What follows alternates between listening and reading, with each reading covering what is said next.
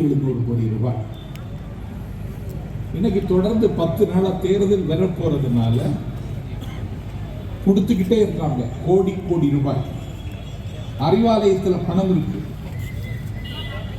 BJP கட்சிக்கு அடுத்து 2வது இடத்தில் இருக்கிற பணக்கார கட்சி திமுக. அதுல இருக்கிறவங்க எல்லாம் பெரிய பணக்காரங்க. அவங்க பணத்தை எடுத்து திமுகவுக்கு விளம்பரம் கொடுத்தா நாஞ்சில் சம்பத்தை விமர்சிக்க மாட்டேன். ஆனால் இன்றைக்கு அரசு பணத்தை எடுத்து அவர்கள் விளம்பரம் செய்கிறார்கள். வருடத்திற்கு 700 கோடி. சிவகங்கையில் எங்கள் குடும்பத்து பிள்ளைகள் அரபு நாட்டில் எண்ணெய் கிணறுகளில் தெரிந்து கொண்டிருக்கிறார். கல்யாணத்திற்கு காத்திருக்கிற தங்கையை கரை சேர்க்க, வயதான காலத்தில் தத்தளிக்கிற தந்தை தாயை காப்பாற்ற,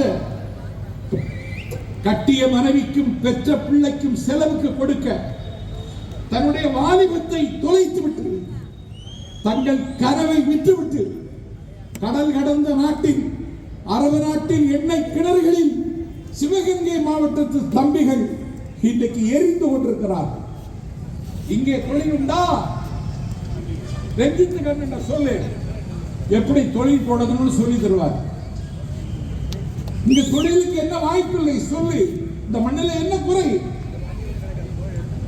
கருவேல மரங்களை வெட்டி இன்றைக்கு வட இந்தியாவுக்கு போகுது. அதை வைத்து இங்கே ஒரு தொழிற்சாலை செய்ய முடியாதா? காஸ்மெட்டிக்ஸ் ஐட்டம் எல்லாம் இன்றைக்கு அந்த கரியினால் தயார் செய்யப்படுகிறது. அதுதான் மூலதனம். அதை வைத்து இங்கே ஒரு தொழிற்சாலை தொடங்க முடியாதா? நீங்கள் என்ன செய்கிறீர்கள்? தேசிய அளவில்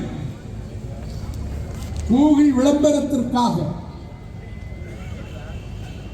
செலவிட்ட மாநிலம் எதுவென்றால் தமிழ்நாடு. 3 மாதத்திற்கு சுமார் 15 கோடியே 10 லட்சம். எழுதி வைத்துக் கொள்ளுங்கள். திராவிட முன்னேற்ற கழகத்தின் தீரர்கள் உங்கள் வாசலுக்கு வாக்கு கேட்டு வந்தார். சம்பத் இப்படி சொல்லிவிட்டு போறான், இது சத்தியமா என்று கேளுங்கள். 3 மாதத்திற்கு மட்டும் 15 கோடியே 10 லட்சம் கூகுளுக்கு கொடுத்த விளம்பரம். தமிழ்நாடு